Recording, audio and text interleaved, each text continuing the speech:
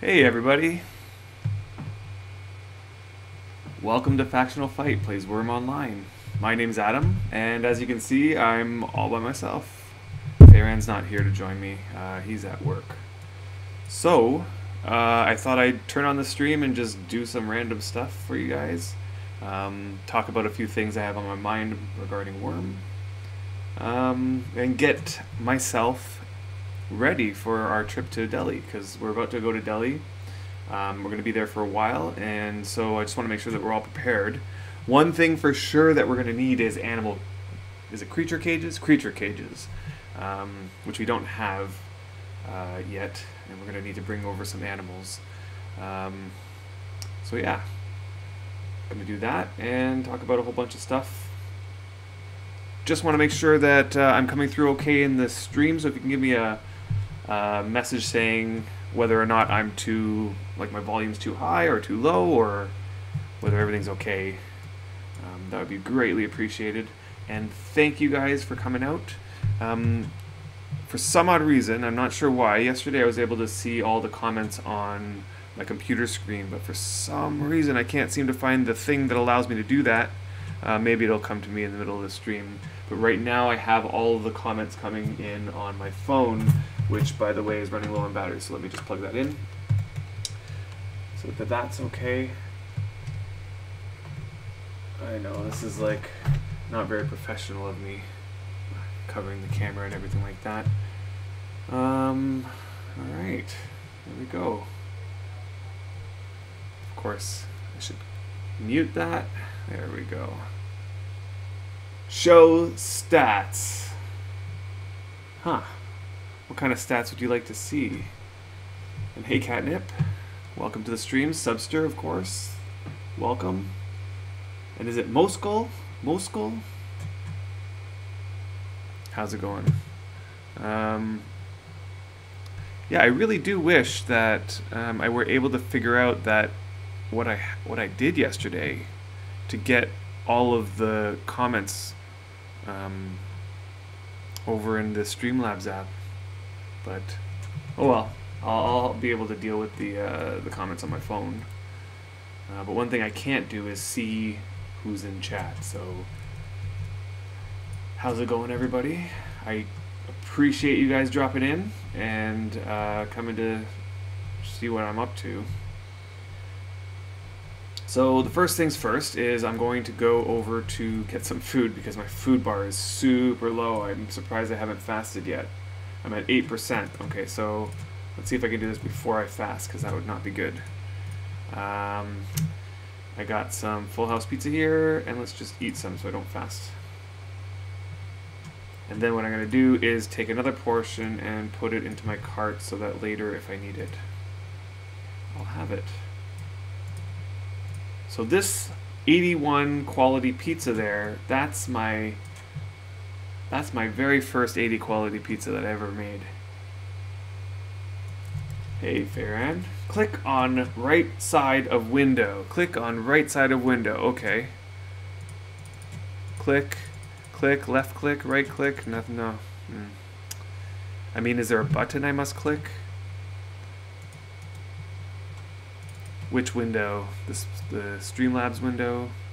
I'm sure there's a button of some kind. I mean, I did it yesterday. It can't be that. Yeah, it can't be that hard. Oh, and there's some people responding to my message in GL Freedom. Let's see what they're saying. The FF Bros do great tutorials, and they're really entertaining guys to watch while playing Worm. Thank you, or Dinny. Or Dinny. It was one of the Factional Fight videos, like the one of their first or second, that got me into Worm. So blame them. Yeah, you can blame us. We'll take it. We'll take all the blame. I would love to see them do a new updated getting started tutorial with both of them using new alts. Hahaha, yes. That would be nice. The only issue is those videos that we made. We made 9 intro tutorial videos for Worm. And after the 9th, we were just like, boy, this is a lot of work. We would stream for, or we would record for like 3 hours straight and get a 10-minute video out of that. 3 hours. And then we'd release the 10-minute video, and we could see like everybody like, why are you only releasing 10-minute videos? Yeah, because that's how long it takes. Those tutorials. Boy, oh boy. Okay, so while on the editor, that might be it. Okay, while on the editor, click on the right side. I'm clicking on the right side. I mean, is there a particular spot I need to click on? Is there a button I need to click on? I am clicking on a whole bunch of things, but none of them are doing what I want.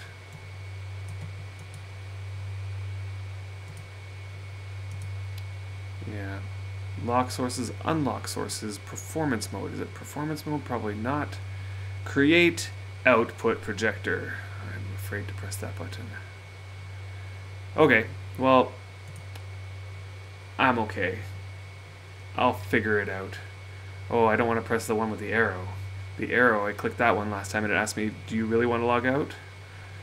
I wonder what that would do if I logged out at the same time as streaming. What would that do? I'm not going to worry about it. I can see all the comments. It's a tall looking button. Feyran here is trying to like save me. Let's see. I don't think so. Tall looking buddy. Studio mode? Is it studio mode? No. There's a Discord button. There's a settings button. And then there's a logout button. There's a mixer button.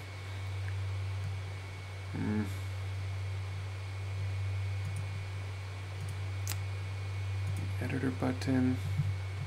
I don't want to waste all of your guys' time, so I'm going to just skip it and I'll figure it out for next time. Right now, I am going to get some stuff together in order to build some animal crates. We're going to need at least 2 animal crates. I'm debating whether I should bring my venerable fat Ebony North. Ebony North is my #1 horse. I'm sure all of you have your #1 horse. What makes Ebony North so nice is that he is ebony black, and his name is Ebony North, so that's awesome. And on top of that, because he's ebony black, he gets a little bit of a speed boost. I don't know if you guys know that, but that's the only horse color that gives a little bit of extra, at least that I know of anyway. And of course then I deck out Ebony North with a whole bunch of nice stuff, so yeah, Ebony North goes pretty fast. I used those new, what are they called, runes? The ones that decrease the age of your horse, because you know, Ebony North was really old, getting to the point where probably would have died had he not been cared for. And so I bought a couple of those runes, used it, and it brought back his age 2 times. So 2 of the runes that I used were successful. Excuse me. And then right after that, he was still venerable. Yeah. So in any case, shaved off some years on his life. Okay, so let's see. What do we need in order to create creature cage? I don't think I've ever done that before. So let's see. Subster says, I wonder if I'm the only worm player who has never bothered with cooking plus food. I just live on refresh. Yes, I used to be that type of player who never really worried about making food. But I did do the hot food cooking grind for my priest solely for soul depth, and this was well before anybody knew that soul depth did nothing for casting. So in the olden days of Worm, excuse me, in the olden days of Worm, there was a commonly held misconception that if you had really high soul depth, then you will be casting better. So of course, I fell for it. Went and got my soul depth all the way up to low 50s or something like that. Only to later find out it did nothing. Nothing. Alright. But since then, they did add a benefit to soul depth, and that's better attachments of runes, which is awesome. Okay. So let's see here. So yeah, I didn't touch food or cooking since the cooking update. I didn't touch any of that until about a month ago, when I sat down and said, you know what? I'm sure at one point we're going to probably make a video about cooking. And I better learn it. Okay, so I made some planks yesterday, so that way this process would be a lot quicker. We need 25 planks per crate, and I need 2 crates, so let's take 50 planks. Oh. Yeah, let's take 50 of these planks, and then I'm also going to take some cedar wood planks, as I'd like them to end up being cedar wood. Take a couple cedar wood, and do I got everything? Fence bars, planks, large nails, 17 large nails for each one. And yeah, I think I'm good. Cooking seems like something that would be fun to get into, but the new system is so daunting, I just never did. Yeah, that's exactly why I didn't get into it at first either. Very daunting. I still feel like I have so much to learn and so much to like work on in terms of getting my setup correct, you know, with all of my containers and stuff. But my suggestion is, if you are interested in starting with the hot food cooking or just cooking in general, start small.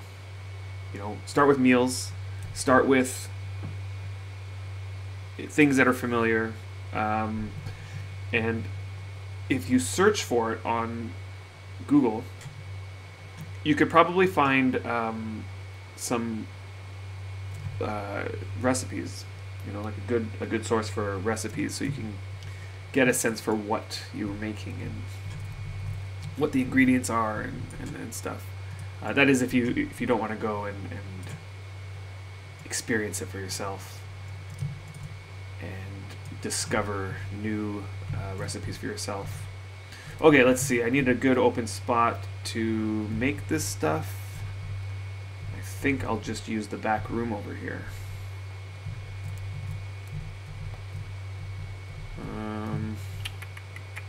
You know what? I'm going to go outside. Let's just, right over here. This is a good spot right here to do the creature cages. I'm assuming that they can be loaded into wagons. That way I don't have to worry about moving them afterwards. Yesterday, or not yesterday, it was a few days ago, I made a trash heap. And I found out that those cannot be loaded. So that was a pain. Had to push it. You know what? Why am I doing this the old school? Yeah, that's great. Create creature cage. There it is. 37%. Oh, this is going to be painful. This is going to be painful. Okay, only 2 will fit into wagons. Okay, that's not bad. Although not great for people who, let's say, want to sell horses and deliver them. Can you deliver creature cages through the Wagoneer system? That's a good question. Because if you can do that, then selling your horses becomes a whole lot easier. But if you had to deliver 2 at a time, like, that seems silly. You would more likely just lead all 4. Yeah. I wonder what would fit into a gnar.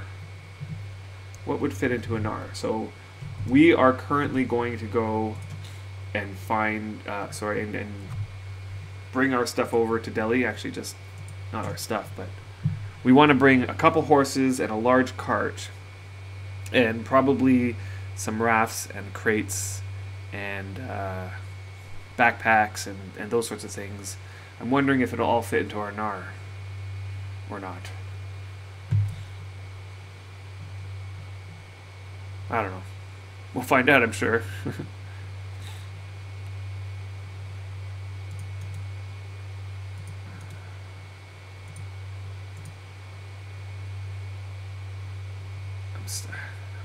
I'm looking at that Streamlabs and still looking to see what I did yesterday to get those comments there. Ooh, I made something. Okay, so here we go.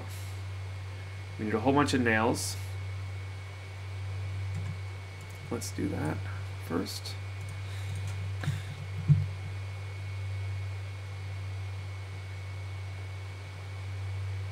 So Catnip says that she has 4 cages in her NAR and can fit a cart and a bunch of other stuff in there as well. Okay, that's good to know. That's a good amount of stuff. So I think that should be good for our purposes.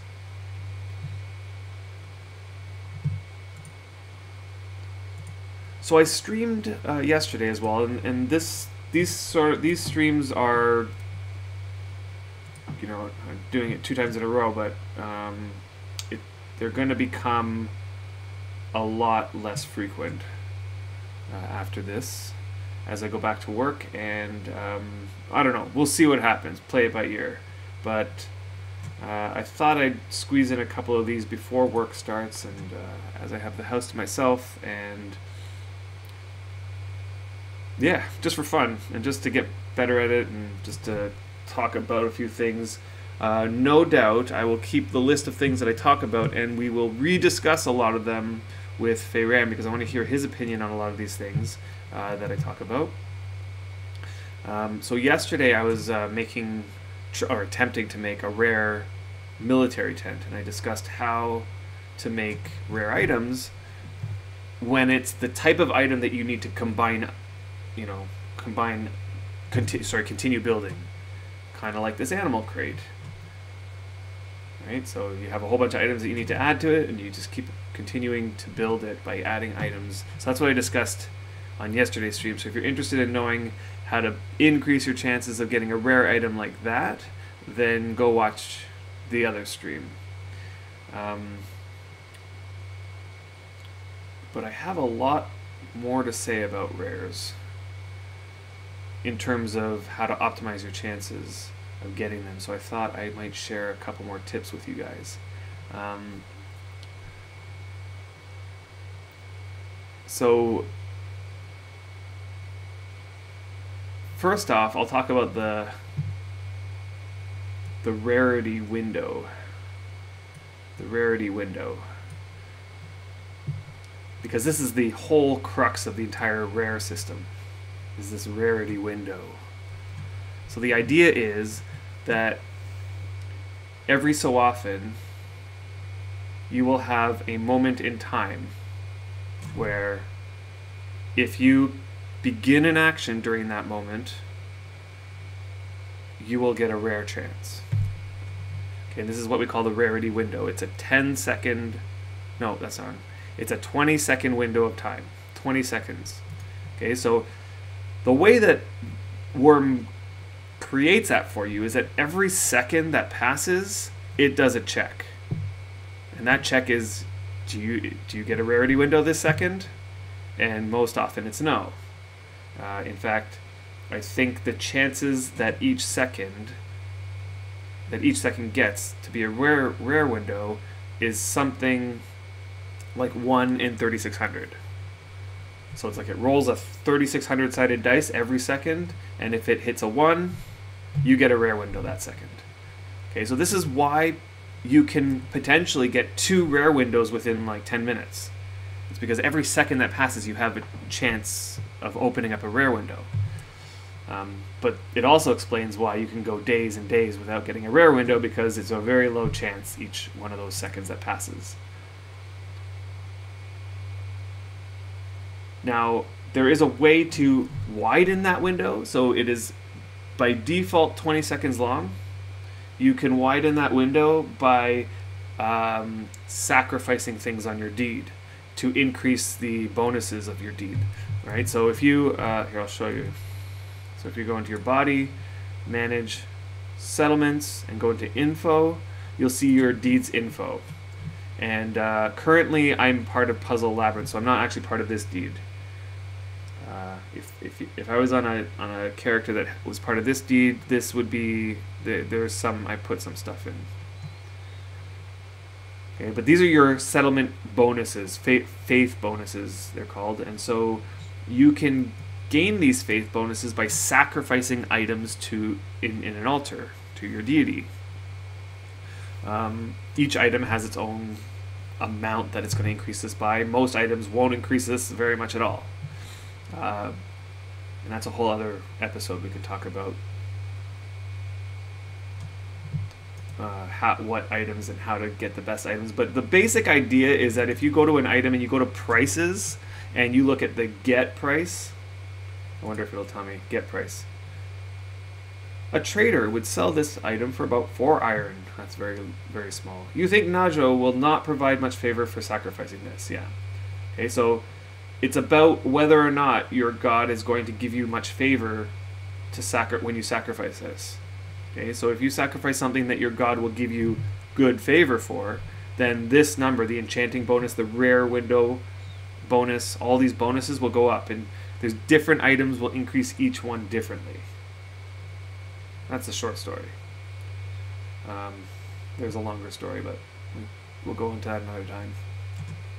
This rare window bonus can go up to a maximum of 10 seconds, 10 extra seconds, so it takes that default 20 seconds and increases it to 30 seconds. Okay, so let's say you go and spend a whole bunch of like items and sacrifice them and get this to 20 seconds. Now you have a 30-second window. Every second that passes in the game, you have a 1 in 3,600 chance that a rare window opens, and when it does, you have 20 to 30 seconds now to begin an action. Now, if you begin an action during that window, you will get a rare roll. That's a 100% guarantee. You will get a rare roll if you begin and complete that action. I guess you'd have to complete it. Okay. Now, what happens after that is it's worth knowing what happens. So it really depends on what kind of action you're doing. From my experiences, if you are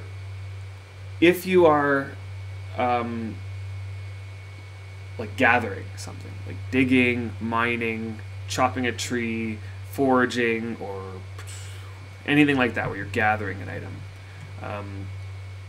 and you do that during the rare window, you for sure will get a rare item. Like, it's like 100%. And you might have experienced this. You're mining away, you get a rare roll, a rare shard happens, and it always is a rare shard. Always. Okay, so that's one thing to know. Another thing that's interesting is that if, let's say, that action gave you 2 items, so an example of an action that does that is cutting grass. So you get 3 mixed grasses, let's say, for example, and you get a rare roll, all 3 mixed grasses will be rare. Another example of this happening is mining, and you get like a gem at the same time as a shard. And if you get a rare roll at that same exact moment, you'll get a rare gem and a rare shard. Okay, so that's a nice little extra bonus that you can get. Okay, so if it's a gathering action, 100% chances are rare. Now, if it is a combining action in order to create an item, okay, so common examples are you take a handle and a like a carving knife blade. You activate the handle, right-click the carving knife blade, create carving knife. Okay, if that action began during a rare window roll, okay, what happens is first the game determines if you successfully created the carving knife. Okay, so if you fail in its creation, the the rare roll is over and nothing happens. You just fail. Okay, so first you have to succeed. Then, if you succeed in creating the carving knife, then it's a 50% chance that it will become rare. Okay, so on combining actions where you're taking one item and attaching it to another item and it creates a finished product. Okay, so this is not... Actually, I'm about to say something that I'm not 100% sure is true.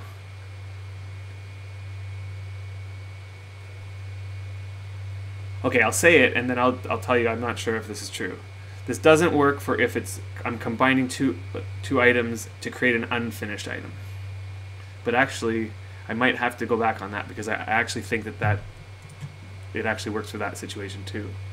So if I go to I take a brick and a clay and I combine it to create a forge, an unfinished forge, and that happens during a rare window, I think it will create a rare unfinished forge 50% of the time. Okay, so that's a 50% chance.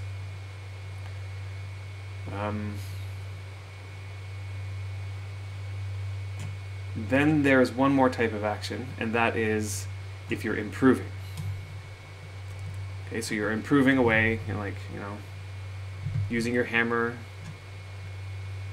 to bang out those dents on your pickaxe or something like that. And if you begin one of those actions during a rare roll, okay, first it determines whether or not your improve action was successful, right? Because you can fail improve actions.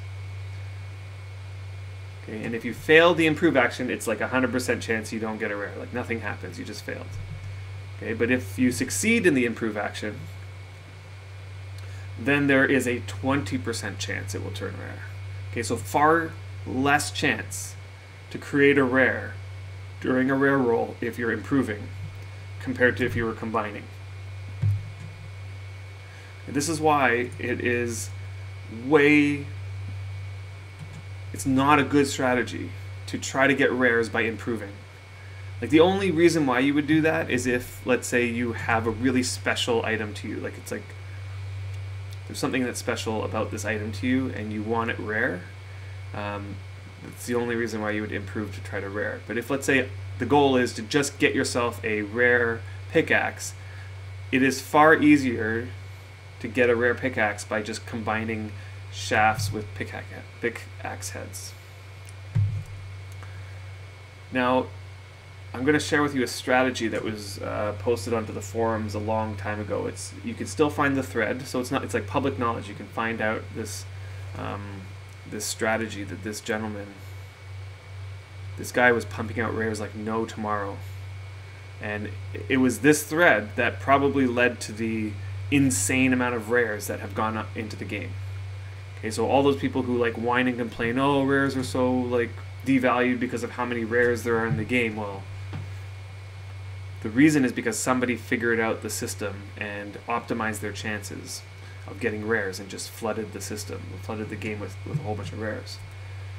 Which in my opinion isn't a bad thing. Truly, I think that the people who are complaining about the market value of rares going down are the people who are trying to make money. But the way I look at it is that if you're the type of person to be just a regular person, you're just like, the type of person who's saving up money to buy their next rare item, or a regular worm player, then I think that the value of rares going down is good, because then you have them available to you. And built into the system is the next level of rarity, which is Supremes, and then the next level of rarity, which is Fantastics.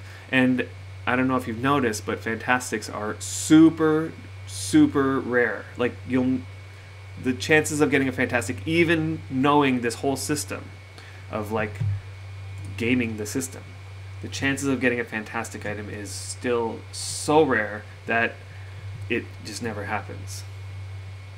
Okay, so I it's okay that rare items become common, in my opinion, because then you're going to be striving for the next level. Okay, so here's the the method. I'll explain it to you, and you'll realize why still people don't really do it, because it's kind of annoying. So what you do, let's use pickaxe as an example. Let's say you want to make a rare pickaxe. What you do is you create a lot of shafts and a lot of pickaxe heads. This takes a ton of grinding. Let's say you make 1,000 of each. 1,000 shafts, 1,000 pickaxe heads, which are just sitting there in front of you, okay? And they're all ready to go. Maybe 1 or 2 turned rare, which is nice. By the way, I wouldn't use your rare mats. I wouldn't use your rare mats to do the how I described in last stream. I wouldn't use those rare mats to create a pickaxe, because I don't think you get that same bonus that I described yesterday if you're just creating 2 items and it creates a product. Okay, that system only works for continuing items, what I talked about yesterday. So today, if let's say you want to create a pickaxe by combining the 2 items, the best way is just combine them and hope that you're in a rare window. Okay, so the way to optimize that is knowing that rare windows happen every 20 seconds. What you can do is put your timer on. Here, I'll show you. You can, how do I get those timers? It's in HUD settings, timers. Okay, or you can use your own timer. It's back here. You can use your own timer, like a clock or something. Okay, you set your timer. Let's say I call it rare, and doesn't really matter. 100 hours. Oh, I can't do 100 hours. 99 hours. Okay, so let's start the timer. Okay, so you have a timer going down that's just keeping track of the time. And what you do is every time that this hits, like maybe every 15 seconds. Every 15 seconds, you start a combine action. Okay, so you put in, your 50 pickaxe heads here and 50 shafts here, and you set this to 1, and every 15 seconds you hit the continue button. Every 15 seconds. Okay, and the hope is that you'll catch your rarity window, because the rarity window is 20 seconds long, so if you're hitting that button every 15 seconds and a rare window comes up, you won't miss it. Okay, you'll hit it. Okay, now a 1 in 3,600 chance every second means that on average you will get a rare window approximately once every hour. Okay, that's like the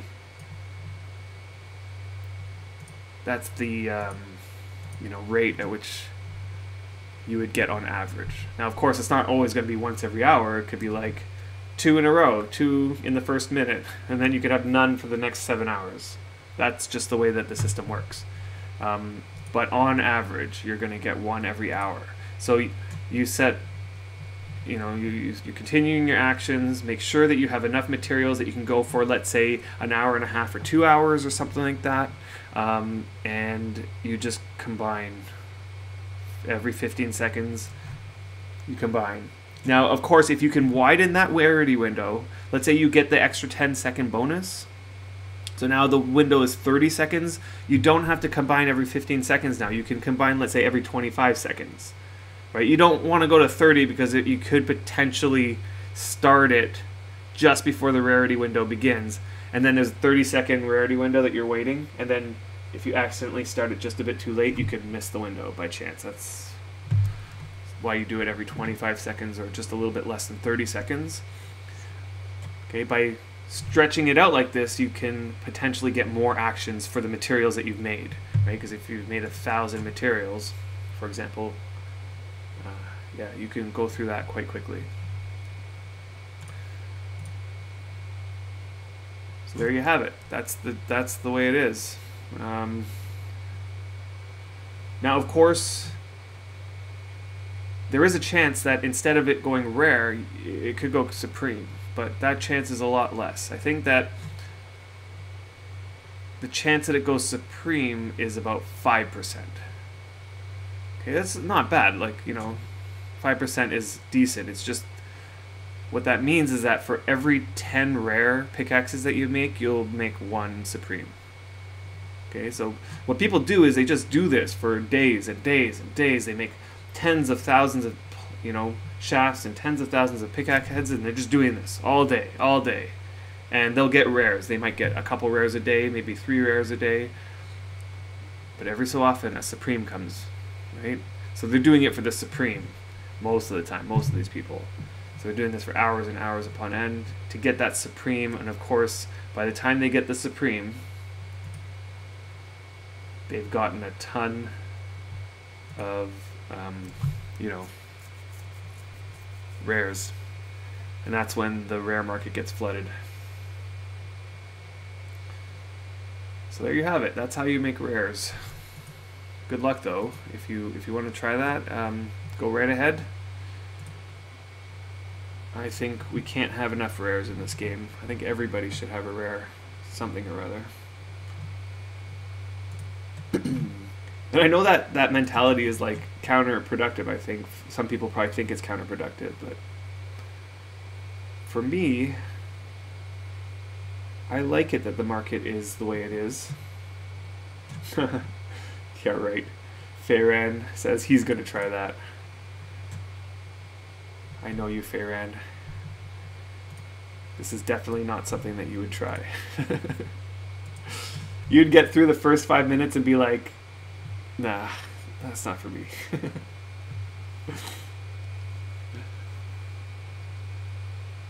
So what do you guys think? Are you going to try that system out? Going to try it out and try to get yourself a rare this, that, or the other thing? I need 4 more of these. Let's see. You know, I did it once. And it worked. Yeah, already gave up. Yeah, I did it once for a rare pickaxe. I wanted to have my own rare pickaxe. Let me double check. Did I still have that pickaxe? This was a long time ago when I first heard about it. Is this the one? Or yeah, there it is. Yeah, Griphyth. I wanted my own pickaxe because I was, you know, I'm a pretty miney type guy, and so I wanted to get my own pickaxe with my own, you know, signature, and I wanted to enchant it all by myself. I wanted, you know, that to be my own. So that was the only rare that I farmed like that. I do have another one with my name on it. Which one is it?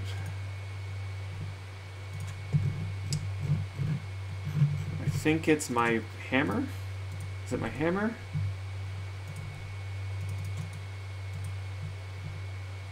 No. Yes, maybe. Picoto. No, it's not my hammer. Oh, I know what it is. It is a hammer. I just haven't gotten around to getting it all ready for myself. But that one was just a lucky... I was imping the hammer, and by random chance it hit a rare. So that was lucky.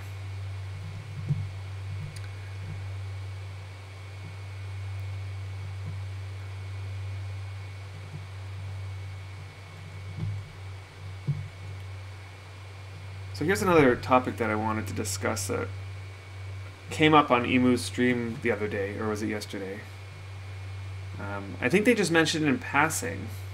Can't remember exactly what they were talking about or why they were talking about it, but it's regarding the system of skilling, like how we get skills in this window down here. And it had to do with how Worm Unlimited and Worm Online have a different skilling system.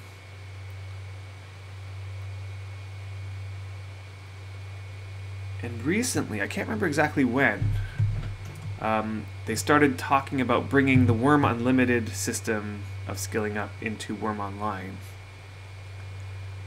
And in fact, I think they did it for Epic. So if you go over to Epic and you start skilling up, you skill up very similarly to the way you do in Worm Unlimited.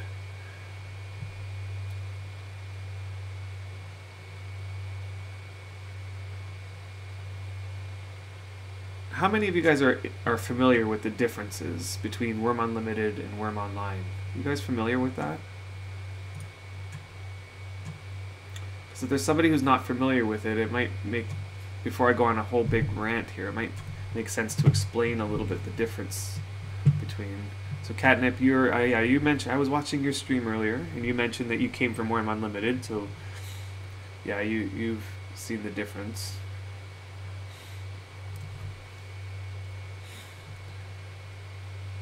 Yeah. I'll be honest, I have a feeling Feyran doesn't quite know the difference fully. He is a little bit anti-Worm Unlimited.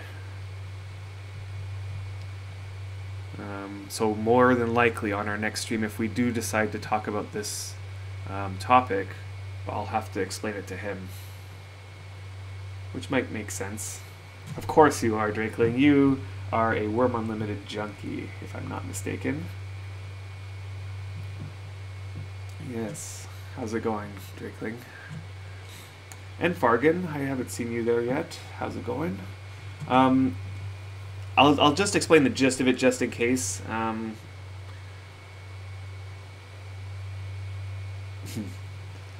Yeah, just in case somebody is paying attention. I won't go into too much detail because I'm sure we'll have to do it again at some point later.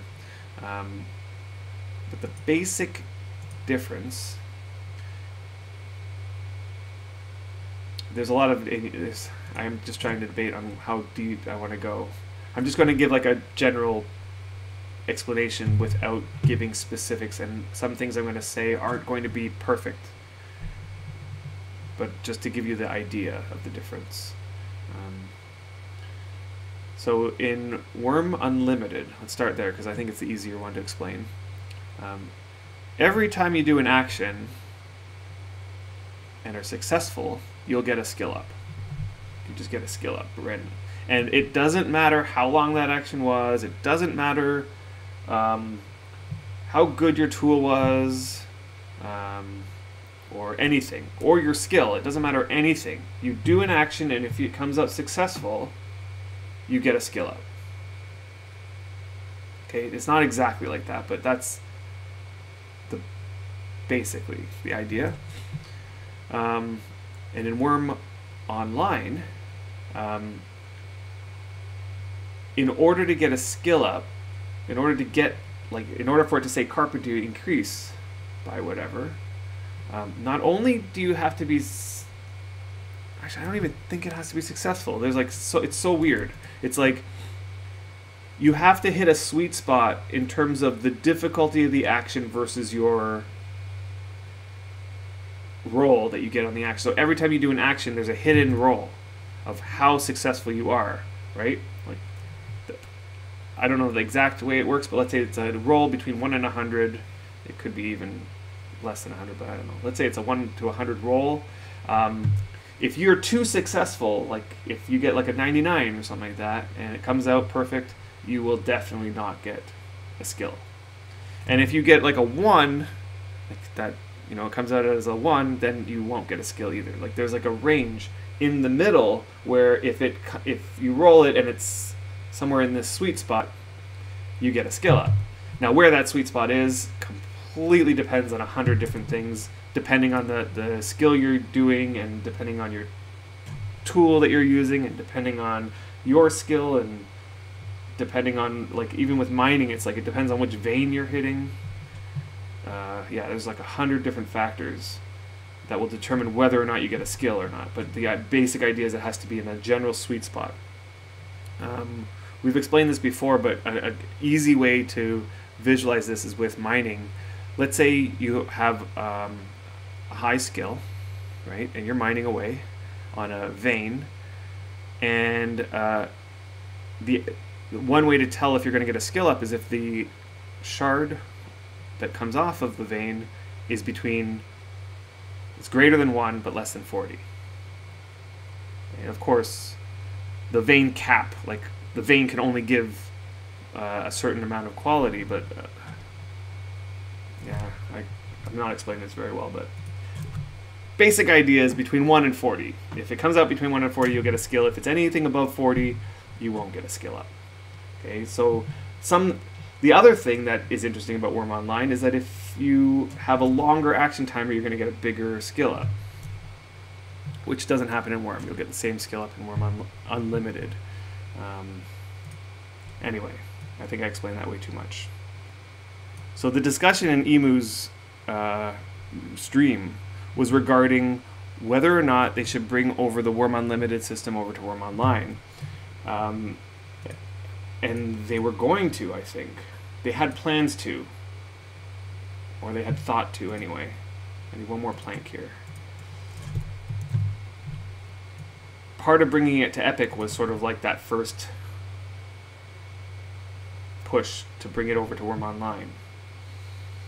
But I think that a lot of people didn't like that idea.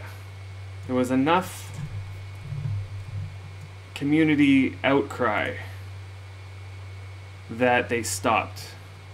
And I have a feeling, and it just got the sense that the devs kind of wanted it to come in. Like they think it would be good for the game. But a lot of the people who are used to the way that skilling works here had a lot of objections to it.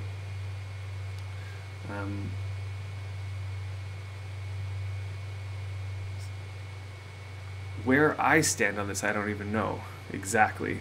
I've thought about it a bit, but where do you guys stand on this? Do you think that it would be bad for the game if Worm Online got a sort of like a Worm Unlimited style of skilling up?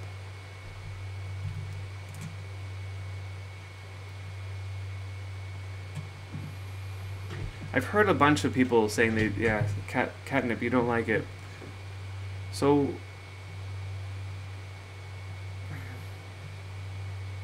yeah, Drakeling likes the traditional Worm Online skill system. I do like the traditional online skilling system. We did grow up in it, I guess, if you can call it that.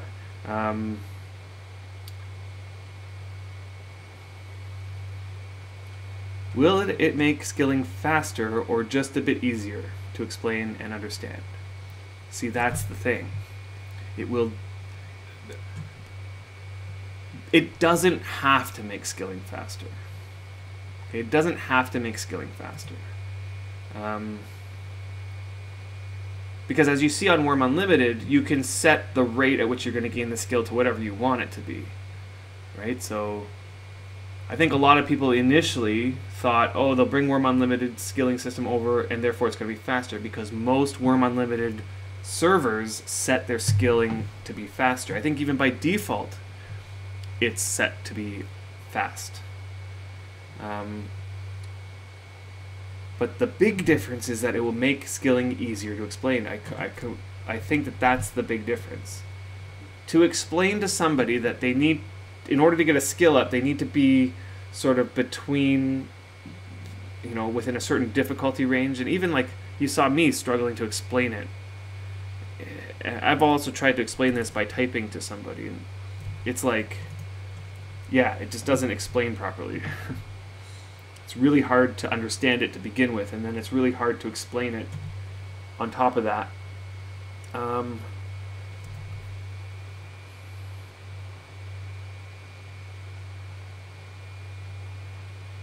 I guess the question is, would it make it easier to play? I mean, here's what I think. And I don't know whether this is a pro or a con for it. But I've always felt, and this was way before Worm Unlimited, I always felt that it was counterintuitive to me that in order to get better at something, I had to do worse at it. And I know we've had this discussion on our show before, but it just, like, if let's say you were a master at something, wouldn't it make sense in order to get better at it, you would have to push that to the limits, use the, to get better you need to sort of, I don't know. I don't know. Part of where I'm coming from is that I've mined out so many veins, and I've surface mined so much, all without getting any skill for it. I have probably done 10 times, if not more, actions of mining where I'm not getting any skill than I actually did getting skill. And my skill's like pretty high. It's not bad. But in order to get it up that high, you have to engage in an action that is not only slow, but also not productive. Like if you've ever grinded mining, you'll know that in order to get your skill up, you need to do hours upon hours upon hours of something that's not going to produce anything that's of value or use to you. It's like garbage. But if you want to create items that are useful or valuable to you, like high quality ore, you're going to get no skill for that. Or if you want to mine out this iron vein that's in your way, and you want to do it in a decently timely fashion, like it has 10,000 actions in it, you're not going to, you want to get rid of it. You'll use your high quality pickaxe and you'll get no skill for it. Like no skill. It's not even like a little skill, it's like 0 skill. I don't know. That's my feeling. Now I don't know whether or not the Worm Unlimited system will fix that or would make it more engaging. Like if I'm mining out an iron vein just for the sake of getting rid of it, but if at the exact same time I'm also getting skill for that, it would feel more rewarding. Like it gives that extra sense of,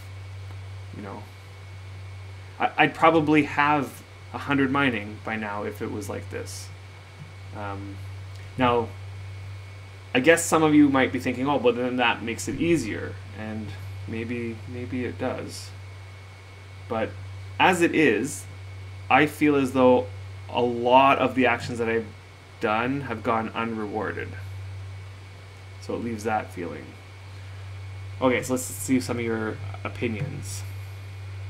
Yes, Subster says, and use lower quality tools for longer action timers. Yes, lower quality tools give longer action timers, and in addition, increase the difficulty, so it makes it so that your product ends up lower and possibly better into that sweet spot. So that's why. Yeah, why wouldn't I want to use my best tools? Exactly. Isn't the idea behind it, and this is Puzzled Pulp, isn't the idea behind it that you're supposed to work on something challenging to improve? Yeah, but currently the system is you have to work on something that is challenging. Yes, higher difficulty. Like use lower quality tools to become better. So I guess all those carpenters in real life who want to get better, they should use the worst tools they possibly can get their hands on and make tables that aren't good quality outcome. And then they get better. I don't know. It seems counterintuitive to me.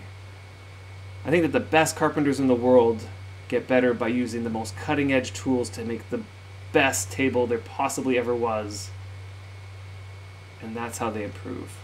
But again, that's also a discussion between like what is like real life, how things work in real life versus how things work in Worm. They may not need to be the same either. So yeah. And Drakeling says, oh no, sorry, Cave Surfer. Cave Surfer. How's it going? I'm thinking we all are too bad to explain that Worm is a game that takes a lifetime to play. And it's not a game you play in a lunch break. And therefore, I think it's a good thing that skilling up is the tricky way it is. Fair enough. I totally respect that position. And in fact, there is a good part of me who completely and wholeheartedly agrees with that. Part of the charm about this game was how hard it was to figure out. Right? For me, anyway. Like, I'd spend hours scouring the Wormpedia and asking people and trying to figure out systems and playing around with it. I'd spend so much time doing that, and that was fun for me. Like 100% fun. The problem is, I'm not sure if it's fun for everybody. In fact, I know it's not fun for everybody. I know that there are some people out there who hop into a game and expect that in order to learn the game, They just need to put in the hours of playing it. They don't need to, in addition, go read and watch YouTube videos and research. Research is really the thing. And I come from a background where I respect research and I appreciate doing the legwork and things, but a lot of people want video game time to be not research time, I guess. And from the dev's perspective, so back to why they want this system in, they want the game to have less of an entry barrier for people. They want people to come in, try the game out, and not feel like it is so daunting that I'm not even going to begin. Right? Like how Subster was saying about cooking. The new cooking system comes in, and even though he might be interested in it, it's so daunting that he doesn't even want to begin. Okay, well, if enough people are like that, then the system isn't working, in my opinion. You know what I mean? Like, it's working for some people. It's definitely working for some people. It's just a matter of how many people is it not working for, and maybe if it was just a little bit different, like just a little bit more intuitive, or just a little bit more engaging, would you get more people playing this game and loving this game? And of course there's got to be that balance, because you do want to keep the mystery and the guessing and the experience sort of true to Worm, because that's what we fell in love with. But we also want more people playing. At least I want more people playing. It's why we stream. Well, it's why I stream, and why we as Factional Fight stream, because we want more people playing this game. So yeah. Hey, Du Jensen, DK, and Absorbic, how's it going? Okay, I'm missing some of these comments. Drakeling says, so maybe the best way to approach this would be to revise the traditional Worm Online system to benefit from using high-quality tools. For example, using high-quality tools to gain skill ticks and get penalized for using low-quality tools. I feel like it would create a greater demand for high-quality tools in the economy. Absolutely. Although, now that you say that, made me think that it would remove the demand for those low-quality Circle of Cunning tools. Actually, that might not be a bad thing. That might not be a bad thing either. Those things are so easy to crank out. Yeah. Catnip says, if she uses her high-quality pickaxe on sandstone, she gets skill. Totally. My guess is that your mining is probably something like 70 or 80-ish, if that's the case. Sandstone is high difficulty. Not the highest, but it's one of the higher difficulties. So you'll find the same for gold and silver. If you take a high-quality pickaxe and your mining is still like 70, 80-ish, somewhere in there, you're going to get skill. Totally. But your high-quality pickaxe is going to be fast, right? It's going to be fast. So the shorter actions means that each skill tick is going to be small, much, much smaller than if you used a low-quality pickaxe. The optimal way to get skill for mining would be to pick a vein that is appropriate for your skill level. So if you're, let's say, 70 or 80, you want to pick something like lead. Slate might also be a good one. It's been a while. Tin. Anyway, you pick a good a vein that's in the right difficulty level for your skill, and then you use a low. Let me say that again.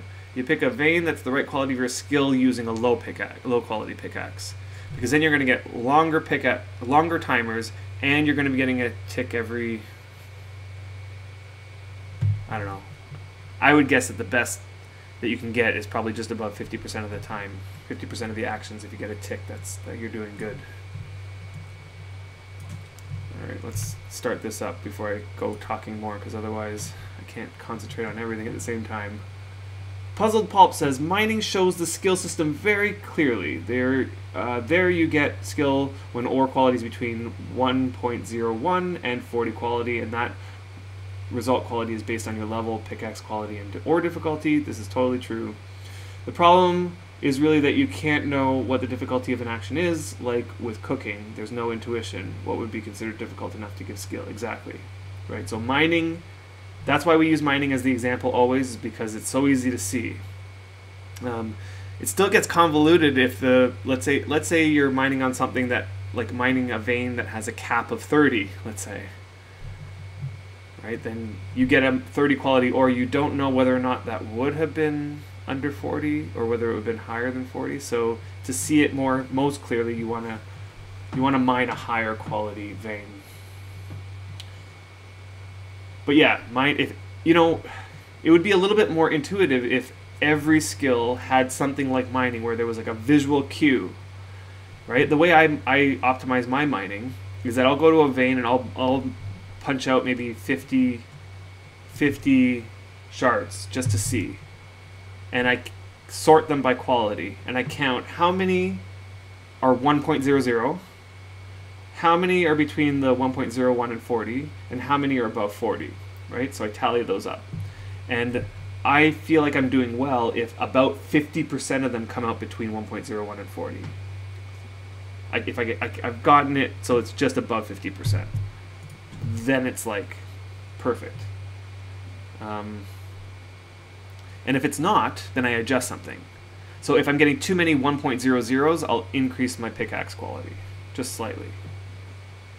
Or if there's too many 40 pluses, I'll lower my pickaxe quality, or I'll move to a different vein, a different type of vein that's higher difficulty. Okay, so Puzzle Paul continues and says, and for imping high quality tools, have always been the way to go, since you reach the challenging difficulty when the item is high enough quality. The idea makes sense, but I agree it's unrewarding and obscure. Yes, it does make sense. I agree that there is some sense to it all. But yeah, what you said is also true. It's the unrewarding part. It's the unrewarding part. Like the obscure part, that part I'm okay with, because obscure is actually pretty good, especially it adds that mystery to the game, and it adds something that other players can tell new players, and the new players go, oh, like that's crazy that it works like that, right? Like it gives that extra element. I like the obscureness, but what I don't like is the unrewardingness, right? Because all that time that you're mining your high quality stuff for hours upon hours, you're getting nothing, no skill whatsoever.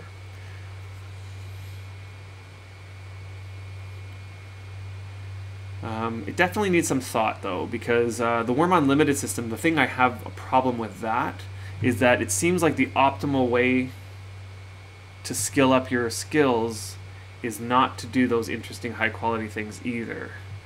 Like, for example, if you want to skill up blacksmithing, the best way to do that is make nails, or something like that. Like nails. And for weaponsmithing, it's just make arrowheads. Like, just crank out. Every time you create an arrowhead, you get a good, you get a skill up. So just make hundreds of thousands of arrowheads. I don't think that works either. I don't like that system at all. I would much prefer some extra thought to go into the process to balance it out, so that doing those high quality sort of, specialized actions, like for example getting your arrow, improving it all up to 90 quality, for example, getting those high quality, those actions should be rewarded more, or pushing the quality of something too close to your skill.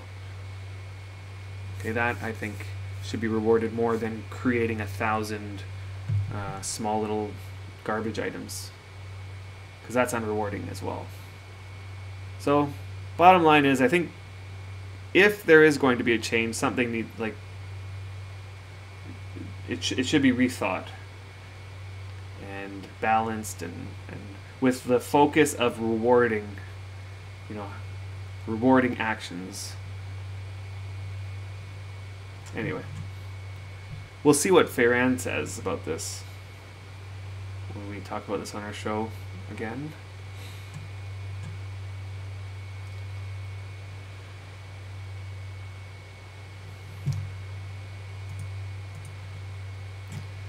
wrote down a whole bunch of stuff here. Like I always do. I always write down stuff.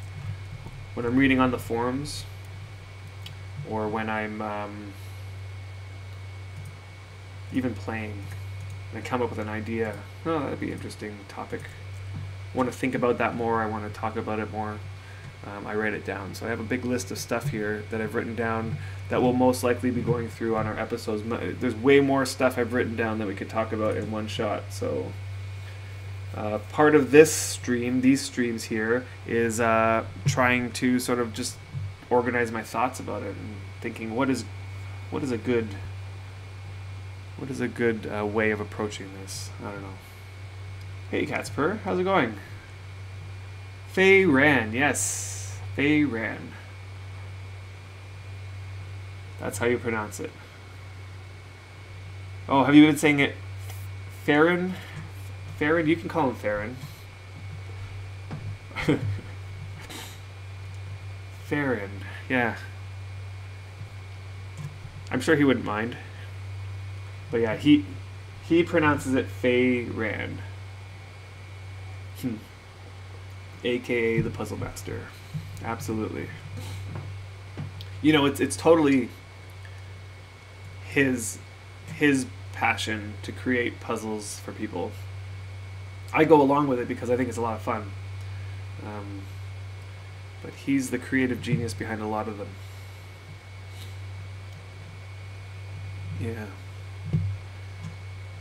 Here's one that I've been meaning. It just I see it all the time because I've been watching a lot of streams lately, as some of you may have noticed. Because I really like watching other people play Worm. I like seeing how they do things. I learn a lot about this game through other people. Okay, let's get rid of this.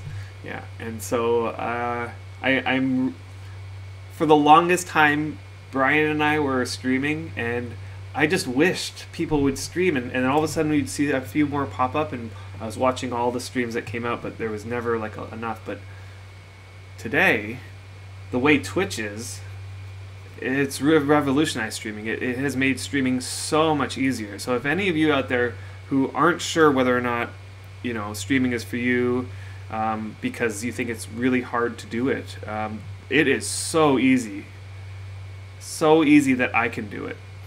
I don't know if you noticed, but I never did it before because Brian was always the technical guy. He was like, he'll figure out how stuff works. Doesn't matter how complicated it is. But me, I need somebody to walk me through it or whatever. But the way it is now, if you get Streamlabs, so this is a version of OBS. OBS is Open Broadcaster System, I think. Systems or something like that. That was the way we always streamed. It's a free software, it's open source software, and what's interesting is this company, I don't know if they're called Streamlabs or if that's just the name of their program, but they took that open source OBS and just made it so streamlined. So streamlined. You just need a Twitch account, which you already have because you're here, and you download Streamlabs. The first thing it does is say, would you like to log into Twitch? And you say, yep. And you just put in your login, and boom. You can now hit play, record, go live, and it'll go. There's a couple more things that you might want to do is just put the game into the window. So you just right-click the thing and say, put my game here. You may want to put your face there, just like I put my face here. But that's pretty much it. And then you say go, and it goes. Yeah. You can probably watch a 4-minute video on it, and it'll show you exactly how to do it. And I love watching people play Worm. It's awesome. Yeah, the new OBS is amazing. Yeah, you know, I am techie when it comes to certain things.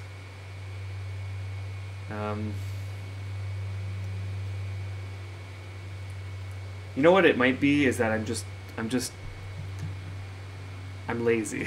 Maybe it's that I'm lazy. I don't like messing about to try to figure it out when I'm not on the right track. I get frustrated too easily and give up. But if, let's say, there was like a nice comprehensive guide to like how to do it, I would sit down and do it, but OBS always gave me problems, and I always had issues I couldn't solve. Like right now, for example, here's a perfect example. Okay, like Streamlabs is really easy. Yesterday, I had my comments, like all of the chat comments that you guys are giving here, were in my OBS Streamlabs window. And so I turn it on today and I can't seem to figure out how to do it. And so Fayran was in the chat just a moment ago and he was saying, oh, just press the button that's on the side. Oh, just do this, just press that. And I'm like, I can't get it to go. So right now I have all the comments on my phone for now, because that's seems to work. But I would really like to have the comments there on that stream, because on the Streamlabs, because that makes it a lot easier. It's a lot bigger. Anyway, I'll figure it out another time. I don't want to get frustrated with it. Where am I on this? I need fence bars and planks. Okay, so let's take these fence bars.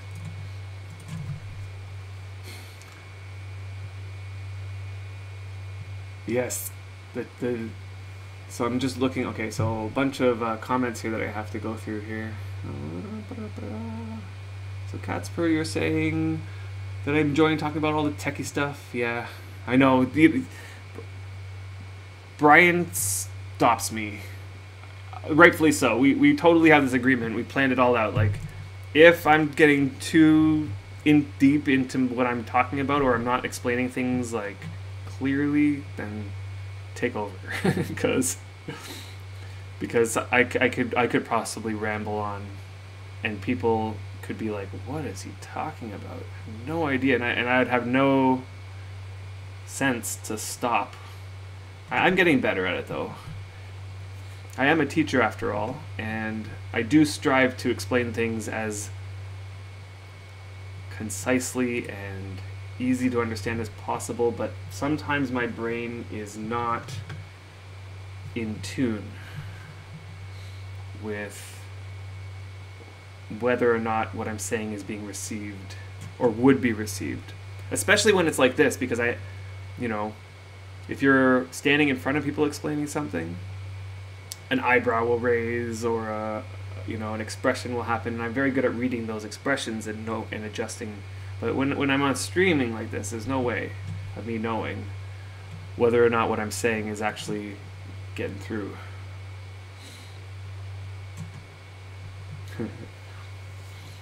Yeah. Streaming and playing, hard to focus. Totally. Okay, where am I? I want 23 of these. Right, this is a good trick for if you want the wooden item to come out a specific wood type. If you need 24 planks, do 23 of the crappy quality wood that you're using, and then have this one of the wood type that you want and add that in at the very end. Subster says, maybe you could add worm as part of your lessons, then the solo streams can continue. Ha ha ha, yes. Yes. I mean, it's not the reason why the solo streams can't continue. The reason is because I don't have the time. The moment work begins, it's like my playtime gets cut into a fraction of what it is during the summer. We'll see. We'll see how it goes. We'll play it by ear. If I get an hour or two free to myself, which is rare when that happens, but if I do, I would be totally happy to hold myself up and stream for a couple hours, but it's very rare that happens. And Drakeling says, and everybody learns to take in information differently, so I can imagine that it would be tricky to adjust properly. Yes, that's the trick. My strategy for that, especially when I'm just teaching, I teach math, I teach physics, so these are really hard concepts sometimes to get through. And when you're teaching in front of a class of 30 students, you sort of have to go in knowing full well that there's going to be some students who it's not sitting well with what you're saying.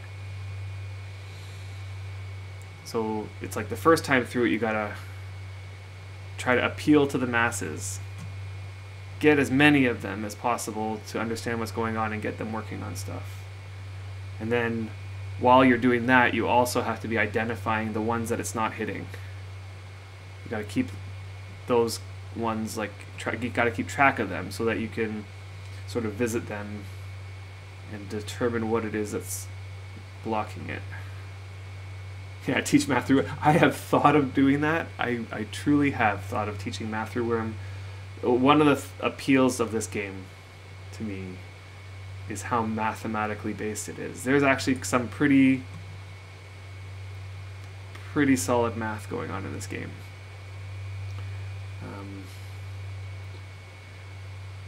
Yeah. I do it with other video games, ones that are more popular, because I think that other games kids can relate to. I don't know about how much kids can relate to Worm. Like a obvious one is Minecraft. You know, you bring in Minecraft and the kids know what you're talking about.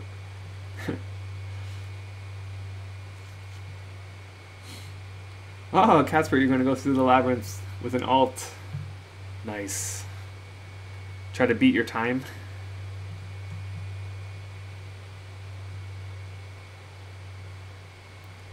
Just remember, Feyran is a little tricky, and he has adjusted things in there, as some people have figured out. Ha! First student to create 1,000 bricks gets an A. That would be awesome. Get 30 of them working on it.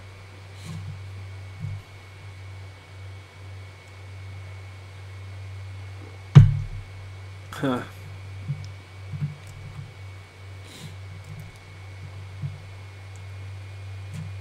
So there's a couple other topics I want to talk about that I know that Feyran doesn't really like talking about. But partially I am interested in the PvP side of things. I know we always say we're PvE players, and that's totally true. We mostly PvE. However, the thought of PvP has always been alluring to me. I've always been, you know, intrigued by it. It's very different than any other PvP game. And, you know, when I play other games, most often I play PvP games. Or, like, you know, competitive games. Games where it's you against other people, not you against the game. I do find most games that are you against the game to be, I mean, while they might look pretty and they might be fun for a little bit, I can't keep up with them. Like, I played Shadow of Mordor. Was it Shadow of Mordor? Like a great combat. Like the whole system is quite good and engaging and fun. Probably played for 10 hours and enjoyed every minute of it. And if I do pick it up again, I'd enjoy it. Like, it's fun, but it's not, there's something about playing against a computer that isn't sustaining. Like, I don't have that need or desire to turn the game back on again to try to beat the next boss or try to get the next thing or whatever. I like games where you're either playing cooperatively with other people against things that are way too hard that you wouldn't be able to do on your own, or, and more often, I gravitate towards games that have PvP. Like, for example, I played World of Warcraft for a decent amount of time.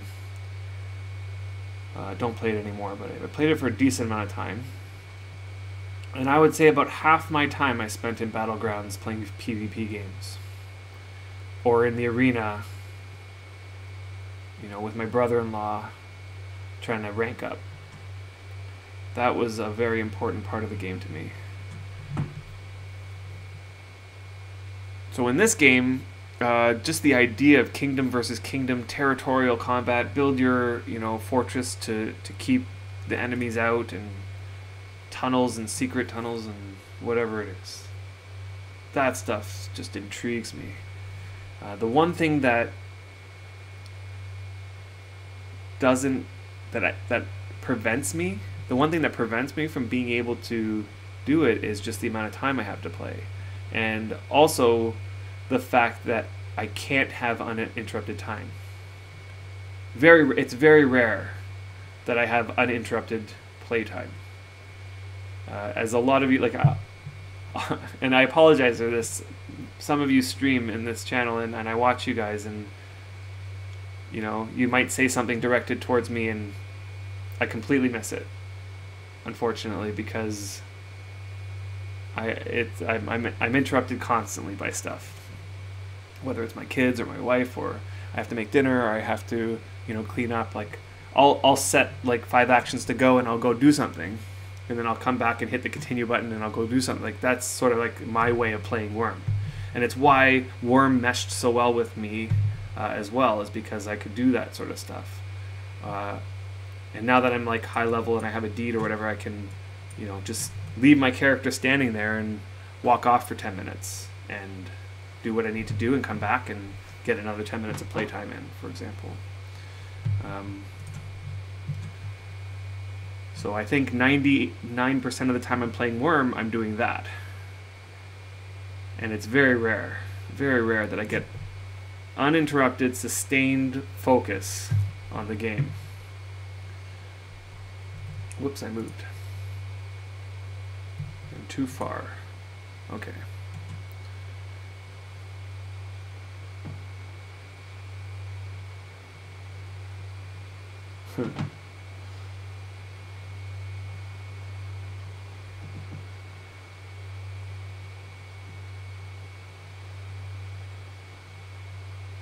So Warfia says, for me, the most fun part about PvP is trying to figure out the best defenses. It gives meaning to fortify my settlement. Yes, I completely agree.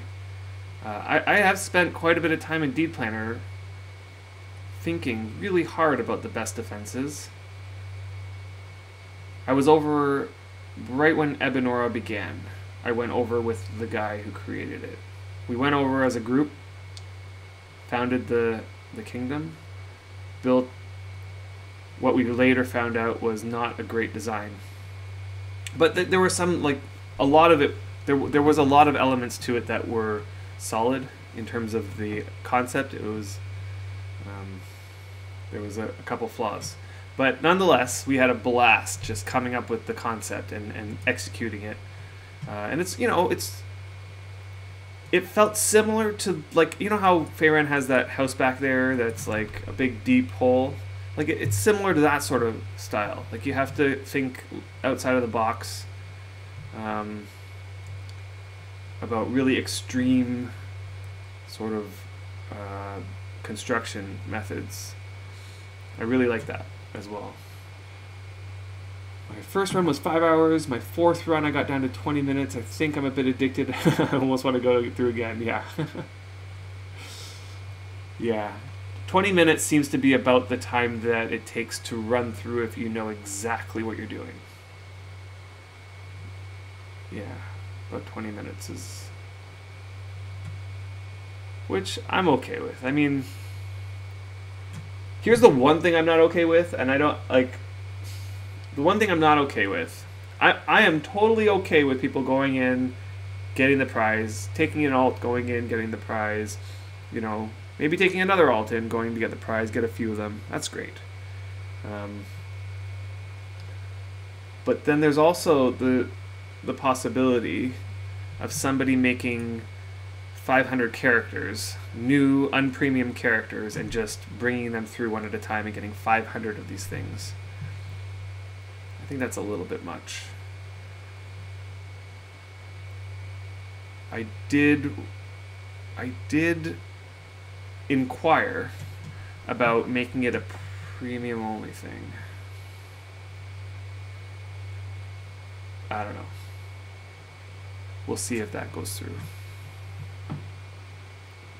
So back to PvP, the reason why I bring it up is because there's been a lot of talk about Epic. I mean, there's a lot of talk in terms of people saying Epic is dead. What are we going to do with Epic? Should we close Epic? Etc., etc. And I know that it wasn't that long ago that the devs did put some effort into trying to bring life back into Epic by, switching the skilling system, getting Epic transfers going, and I think that the hope there was that if they offer Epic transfers, that people would go over to Epic. Right? Like, I can now bring my character over to Epic, and I'll have all my freedom skills over on Epic. I think that backfired because exactly the opposite of that happened. Instead of all the freedom people going over to Epic and bringing their high-level skills over there, none of that happened, and everybody that was on Epic cried and cried about getting transfers over to Freedom, eventually got it, and then they all came over to Freedom. And now there's nobody left on Epic. And every so often you see a post from a new player saying, what server should I go to? I initially logged in on Serenity and it's like an empty server, so can somebody suggest to me a server? Yeah, so I don't know. It's a problem. And the question is, what do we do about Epic?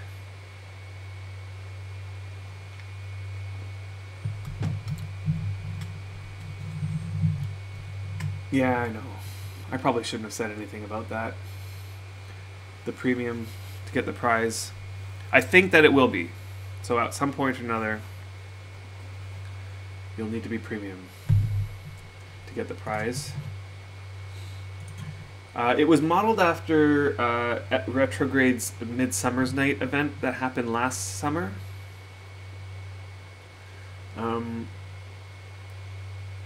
Where you got the mask, the mask that I'm wearing, this one, the Mask of Rebirth.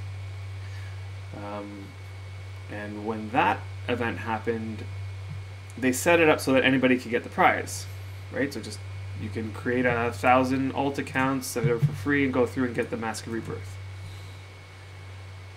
I kind of remember talking to Retro at the time, and he said at that time that he was okay with that people can go through and make alts, and because that maze did take quite a while to go through, and even if you brought an alt, it would take a while, and it was a timed event, so I think there was only 3 weeks or a month that it was open, and then it was closed, and you can no longer get any more. This one's a little different in that currently it's open, and it will remain open so long as we decide, because it's on our deed. It's sort of like a player event that the devs have sort of like contributed to almost. It's not a dev run event. And so we sort of have control over whether or not, like, we could go over there and lock the doors and nobody could get in if we wanted to. But we do intend to keep it open because we have wanted, we did want it to be sort of at least a somewhat permanent fixture in the game. And for that reason, I think that it makes sense if it's a premium only sort of thing.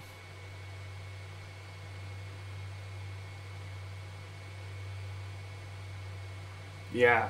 So, there is a benefit to having it non-premium. Is that people can come on over from, let's say they've been on Worm Unlimited for the past couple of years, or they've never been to Worm Online before, but they want to experience this, then it gives them the opportunity to do so without paying a premium. And we've seen that happen. Like, a lot of people came over from Worm Unlimited to just try the Labyrinth and experience the Labyrinth, which is great. It's a great... it's great to have new players playing the game, even if it's just for an event. Yeah, you don't wear masks.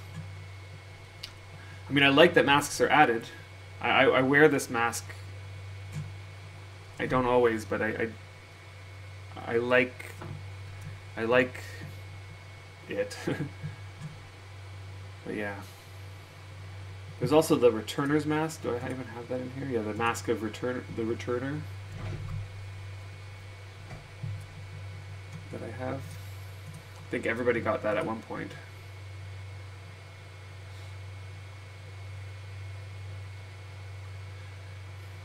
Now, Epic has always been like interesting to me, and I even when they were talking about the Epic skill change and all the changes they're doing to Epic, I was like totally planning on going over there and playing there.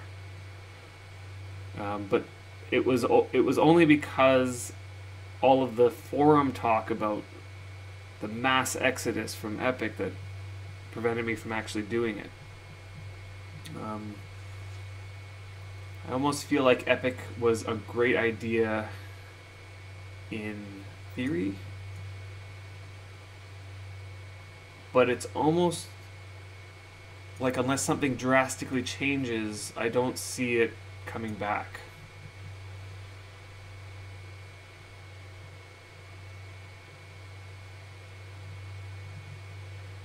So I'm not sure what the devs could do about it or what the solution to that is.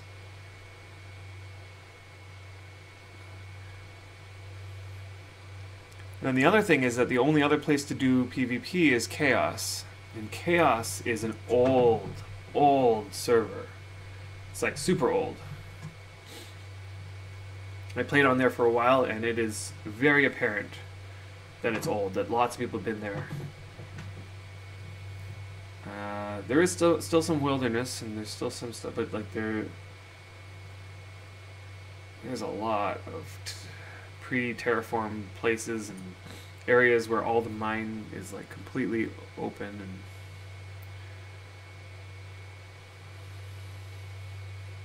and Drakeling says it makes it seem like Epic was some sort of prison and they all rejoiced when they could escape to freedom. Yeah, I know. Some people came grumbling though too. I mean, it's horrible. Like I could only imagine. I know the feeling of playing a game where all of a sudden the population drops.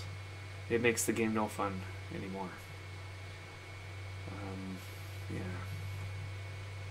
So, I would love to see Epic do well. But at the same time, I think the devs have to worry about population first.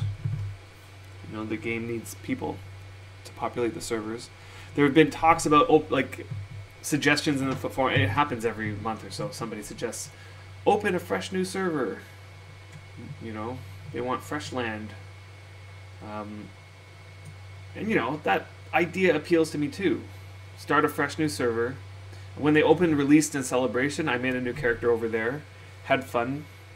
You know, what the appealing part about that is that nobody has high skills. You know, if you isolate the server so you can't cross over, then nobody has high skills and the game progresses slowly just like it did originally. And I love that idea. In fact, if they opened a fresh new server where everybody started from the beginning again, and there was no talk about combining it with the old servers,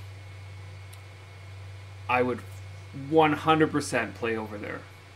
100%.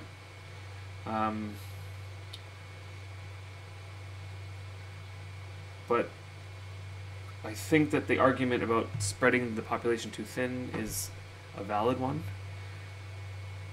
It's sort of like the game's done that a lot, and so there's so few people playing on this server, or on each server, right? You go to, we're going to find out what Delhi's like. I think Delhi's not hit as hard as other servers like Celebration.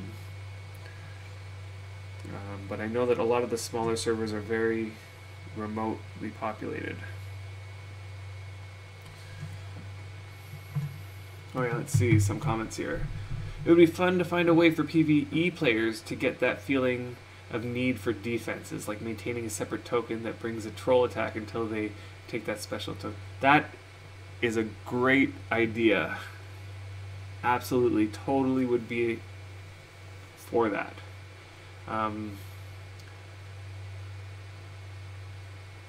I'm not sure if I wonder if they added something like that where you were forced to build walls around your deed. I don't know if I'd be for that. Like, I don't want to see every deed all of a sudden have walls surrounding them. You know, I really appreciate finding one of those deeds that's just open. And all of our deeds, whenever we make a new deed, we always go in thinking, okay, we want to make it so that people can walk through and see everything. But I do like the threat. You know, something is going to come get us, so we have to do something to mitigate that threat. Maybe if there was options of how to do that. So it's not like you could build a wall if you wanted to, or archery towers could maybe have a role here, or like turrets or whatever. You know, that'd be cool, because then you can like decorate your deed with archery towers and turrets and stuff that will attack for you. But that would take a total rework, because currently it's the Templars that do the attacking like that, and that's a money sink. So you have to figure out. And I don't know if you noticed this, but with all of the changes, with all of the updates that we've seen in Worm over the past, I don't know how many years, it is extremely rare that they do anything that disrupts the economy in any way. And by economy, I don't mean just the player economy. I mean the item sink, like the money sinks, deed upkeep, you know, spirit templars, those sorts of things.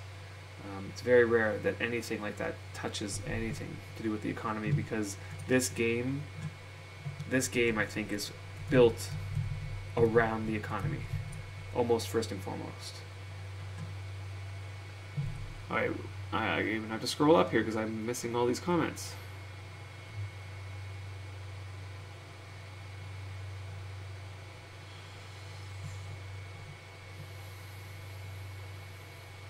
So Cave Surfer's saying, could be fun if it has the possibility to open or lock out doors so the run world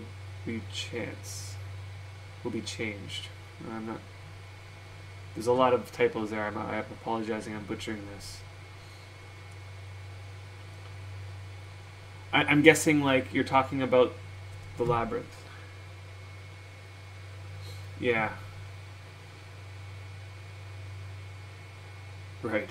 So make it so it costs money to participate after you've done it once. But there would be no way to know if the new character that you've just created is you. Right? Like I can go and make a new email account, make a new character. Right? There'd be no way of knowing if I'm going through the second time. Anyway, we just got a shiny new deli map pretty recently, Griff, so it might help you with your trip. Oh, nice. I'm going to have to go look through that. Yeah, I'll do that another time. 7 Days to Die. I tried that a long time ago. Is it still in beta? It's in beta forever. And I tried it, and yeah, it's alright. It was alright. I'll give it that. It didn't sustain me, though. I couldn't. It's not one of those games where I could play forever, like Worm. You know, I'm always on the lookout for... It's still in alpha, yeah.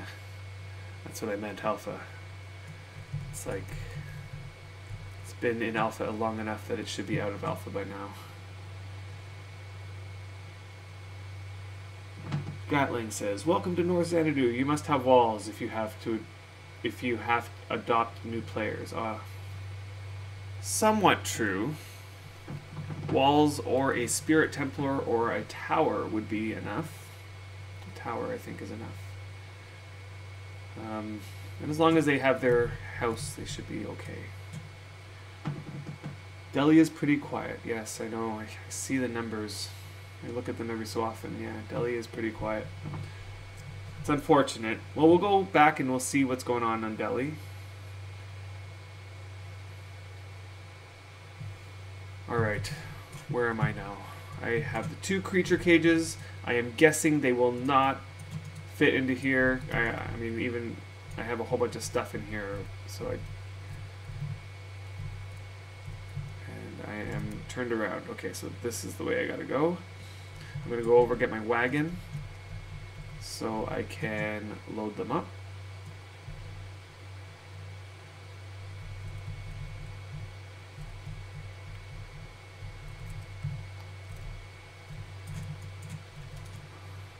So we brought back a whole bunch of our horses, and it pushed the ratio. It pushed the ratio to be below 15. And so right away, a bunch of horses died. It was almost like clockwork. We drove onto the deed, and a bunch of horses died. That was okay, though, because I think the system in picking which horse dies is not bad.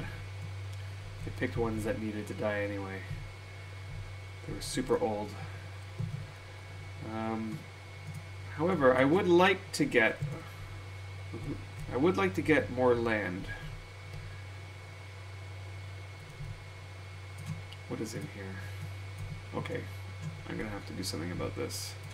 I would like to get more land, which is why I am currently talking with the person who owns the deed just in front, and just in front of us, between here and the water.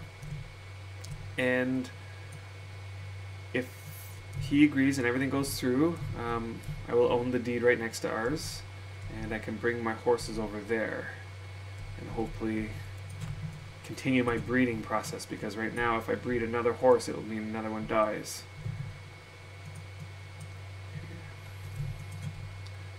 What should I do about all this stuff? Okay, so I think what I'm going to do is just combine this into the wagon, or into the cart. Let's see here.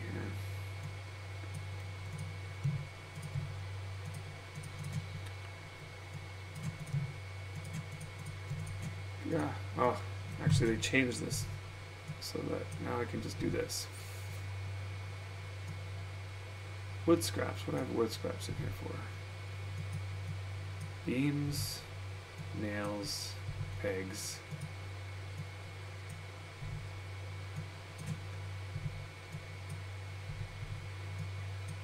I wish there was a way to just grab all of those items and shift them over and they all go sort of automated.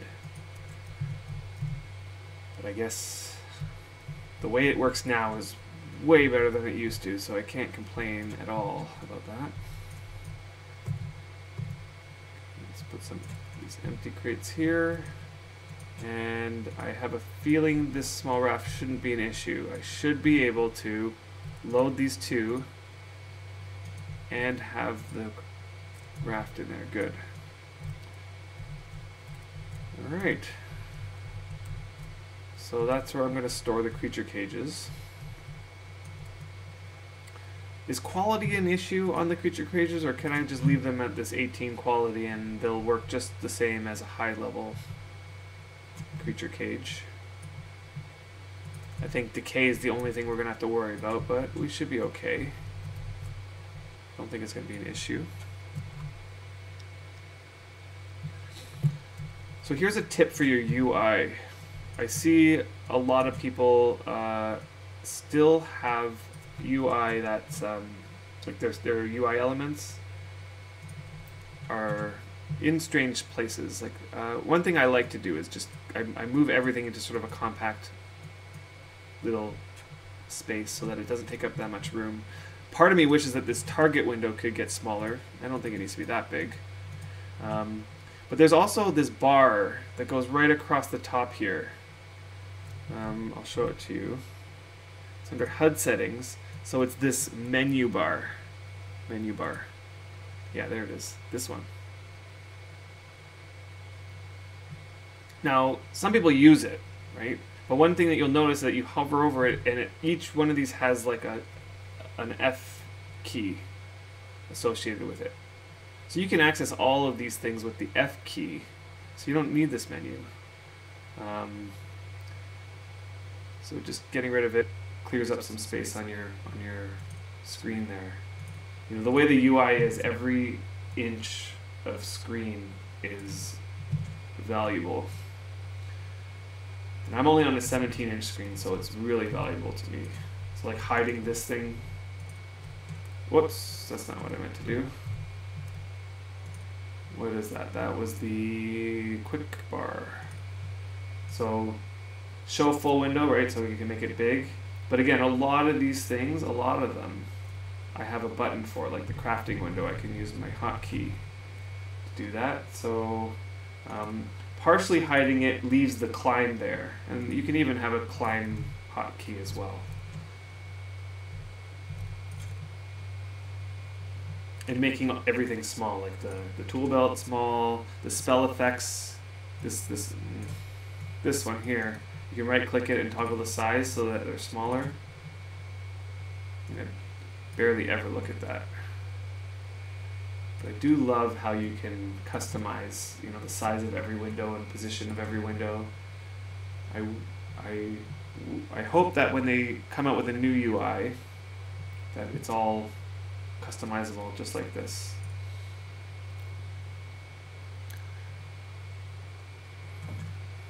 Let's see, there's talk about sauna. Oh, I have to scroll up again. Boy, you guys are chatty. Oh, you guys live close to each other, that's cool. We have a tower and open highway through the village, but outside the village tower is needed for new players, but need for a safe place when you can craft without need. Yeah, fear, yeah. So, I mean, new players should experience danger. I think, at least that's my feeling. They should experience danger and having to run to the guard tower, and they shouldn't be in 100% safety. You should go through a period of time where you're experiencing the how to keep yourself safe, and for that they need some kind of danger. But yeah, if you want to like totally protect the players in your deed, a wall is one way of doing that for sure.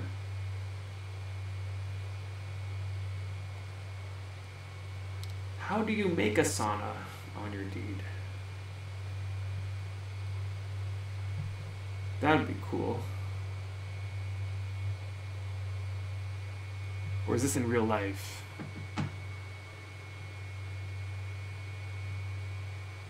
Oh, okay. Right, we did experience that. The animal cages or the creature cages take damage when the animals are inside of it. So you'll want to imp them. I understand the mechanism and why they put that in. They didn't want the creature cages to be a way to permanently keep animals at a particular age. You know, they didn't want them, you know, you have like a mature animal and you put it into the creature cage and you just leave it there and it stays mature forever. So the decaying of them is a way to make sure that they don't stay mature forever. Oh goodness, what am I doing here?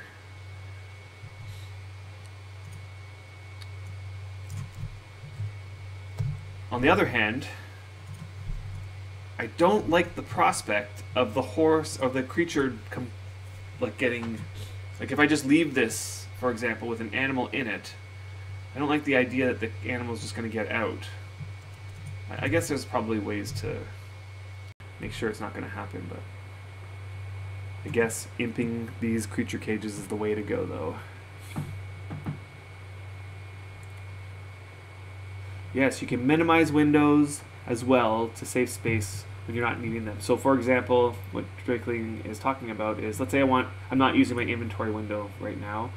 What I can do is double click up here near the top, like right where you would click to move it around. If you double click that spot, it hides, right? It hides away. You can still move it around or whatever, but it still stays there, so you can double click to open it again. That's a handy thing to. I wonder if you can do that to this. Oh yeah. Oh yes, that's what happens to this one. So you double click this window, it goes down, but it leaves all the tabs. So let's say you clear everything. So okay, I've read everything, marked it as read. You bring it down, and if let's say somebody talks in your alliance, it'll pop up red, so you can see that you know, to go look at that. That's a nice feature.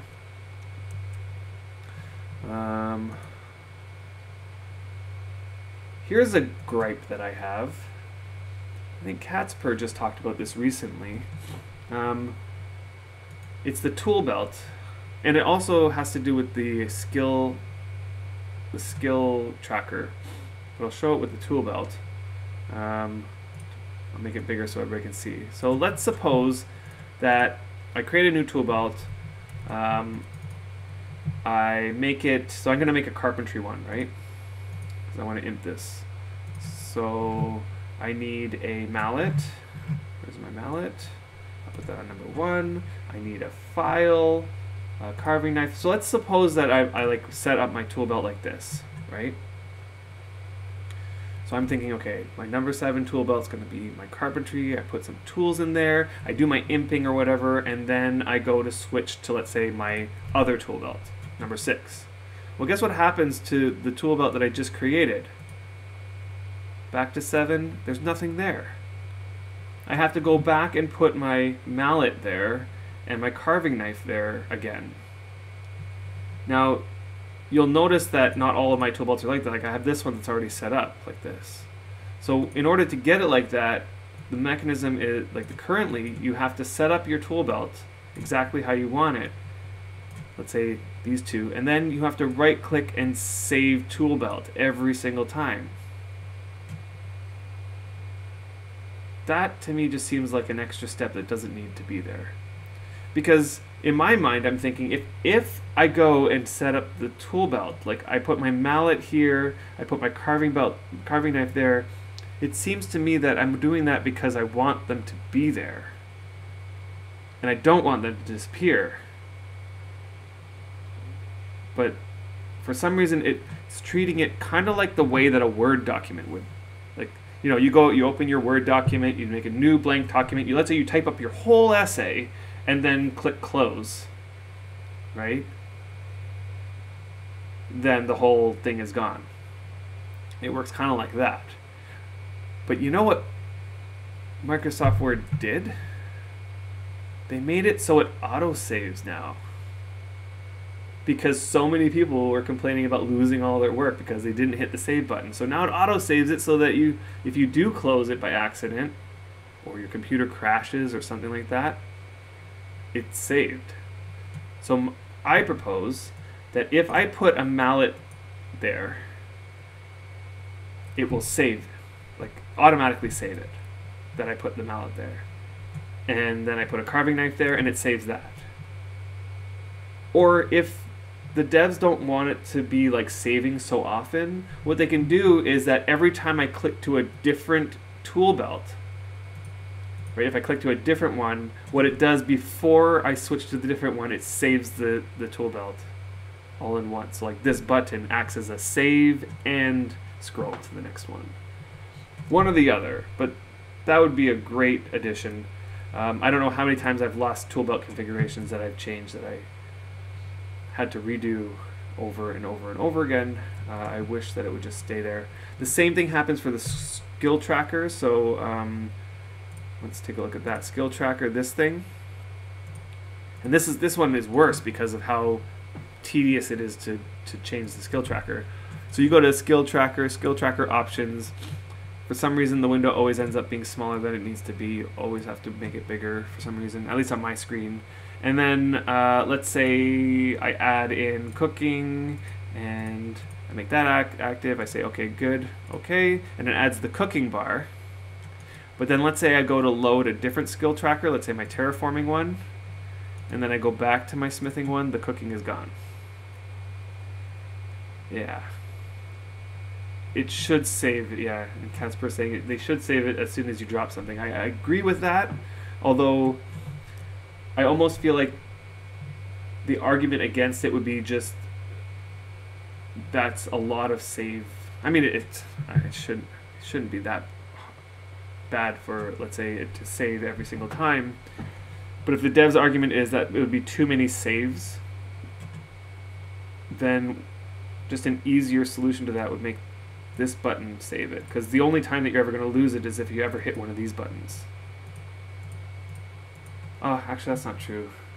Because if your game crashes, you'll lose it as well. So yeah, Save it. Every time you put a tool there, it should save. I agree with that. So that's a gripe that I have.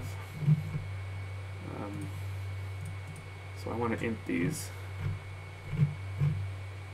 I have about 10 more minutes left that I can stream. So in that 10 minutes, what I'll do is I'll imp this. I do like these in a particular order. I want my pelt. Let's see, which pelt do I want? I want my Griphyth pelt. And what's the last thing? Is the log. Here we go. And does this imp like carpentry, or does it imp like fine carpentry? We'll find out.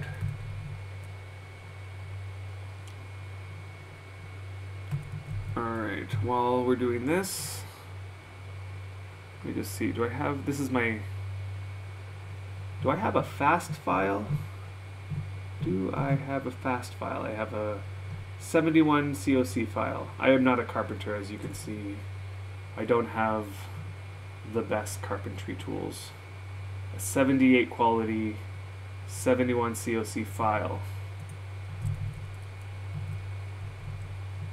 But my pelt should be decent. What's this? Yes, 99 Blessing of the Dark, because that's for my smithing. My mallet's also pretty crappy too. Although it's a 90 quality, that's not bad. It's just the 7. I don't have Wind of Ages on it, so this is going to go slow. I do have a Skiller carving knife, but I think I'll just use the fast one. I don't intend to skill up here. I just want to improve these a little bit.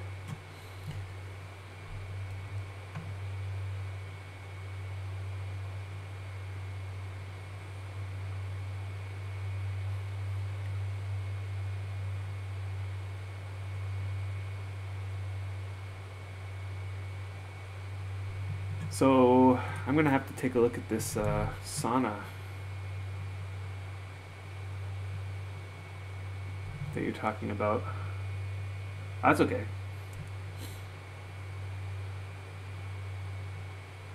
Huh.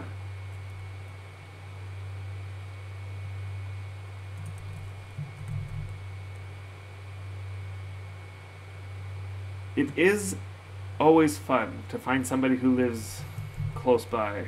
I met somebody in the game who lived in the same city as Fayon and myself. It's always fun because this game is so international. There's people playing from all over the place. It's very unique. Most games, when you start up, you choose the server based on your region. So you'll choose like the North American server or whatever. And if there's a lot of people, it's common to find somebody that you know. But yeah, this game, there's people all over the world because it's just one server, and the population is not that large. So the chances of finding somebody who's like even in your own country it's not common.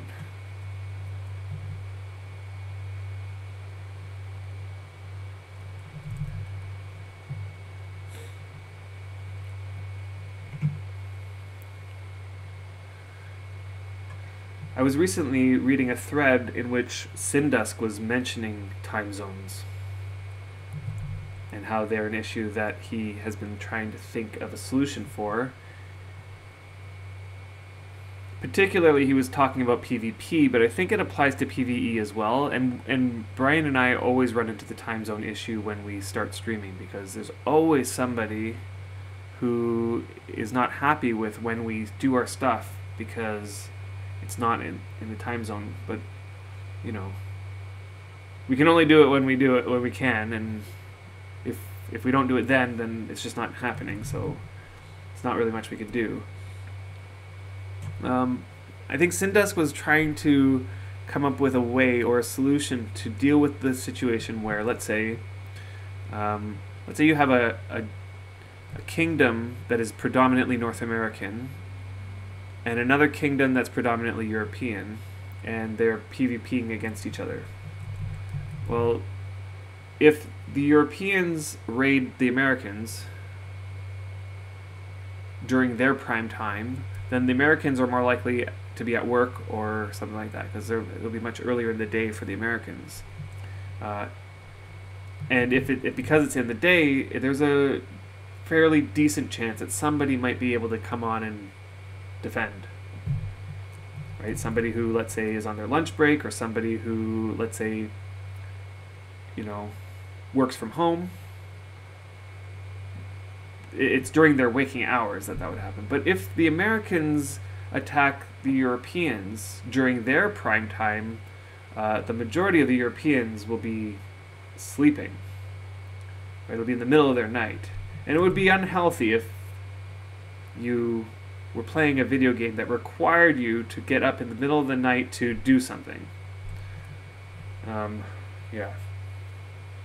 So there's sort of an imbalance there, and he was trying to figure out the solution to this. And he concluded that he didn't have a good solution, and suggested that people, if they come up with ideas, suggest it in the suggestions forum. And I was thinking about this. What is the solution to the time zone problem? Particularly that PvP one, or just, the other issue is that, I have people who I played with who were from Europe. Like, prime example, Valiant and Kaylee. They joined up with us when they first started playing, and we got along. We played a lot together. They lived right next door. We had a little community going with them too, and a few other people, and it was great. During the summer, we would have tons of playtime together. I'd log on, and there was Valiance, and we'd chat, and we'd help each other and stuff, and that was a lot of fun. But the moment that work began, so the summer was done, I'm back to work, it's like I'd never see him. Because I'd come home from work in my evening, I'd get a couple hours of playtime, but that's well into his nighttime, and then he'd get on and he'd play and I'd be at work, so we would never see each other. So what's the solution to that? And the only solution I can come up with, the only one, and this solution wouldn't work unless something changed about the game, and the solution is to create a North American server and create a European server. And then all the North Americans can play together and all the Europeans can play together. This is the solution that nearly every other MMO comes up with. It will also be the solution to the server lag. Because if you're closer to where the game in a server is, then you have less lag. It'll put people on even playing grounds in terms of lag, right? Because currently, if an American is facing off against a European who is near the server, the European has advantage due to the lag, just by sheer location. So it'll improve that. But then I thought, it wouldn't be the greatest for the game, because part of the charm of this game is that you get to meet people from all over the world. And that would be lost if that happened. So, it's a sort of a give and take.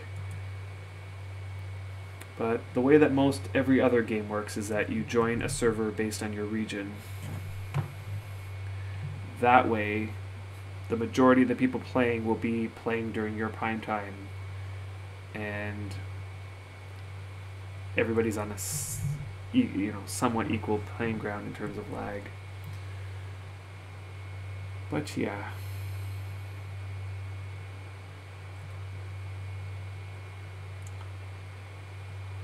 Yeah, Gatling says, you can't please all for timing.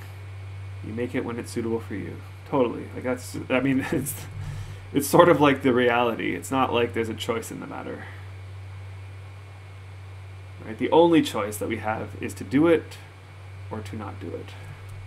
And we choose to stream when we can. Because the only other option we have is to not. And we enjoy it so much. We love streaming.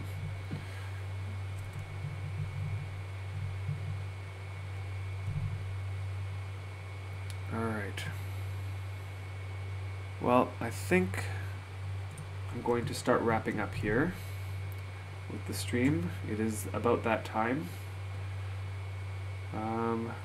Maybe one or more of you are streaming later, in which case I might tune in, because I'll have some time to look at a screen somewhat somewhat focused.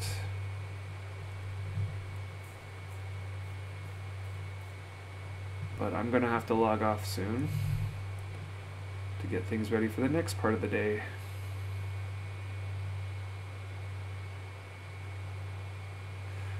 I appreciate all of you guys coming out and watching. It's amazing that, you know, that I can turn it on and you guys watch, because you know, it just shows me that there's a love for this game out there, that people love playing this game, people love watching this game, and that to me is why I do it. So I think I'm going to sign off here, and I will catch you next time. I think Brian and I will be streaming together next, probably during our prime time. Whether that's going to be tomorrow, Saturday, or the following week, we still haven't nailed down a time. I'll have to connect with him and see when he's free, and I'll have to see when I'm free, and we have to align that together. I really want it to be this weekend. I really want it to be, I think if I had my choice, if there was no other distractions or no other responsibilities, I would have it on Saturday.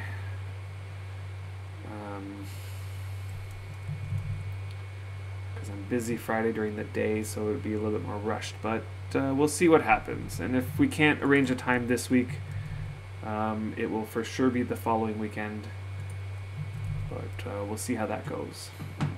Alright, so I will see you guys next time, and in the meantime, keep on warming, because that's what we're all here to do, isn't it? Alright, thanks for coming. See you guys later.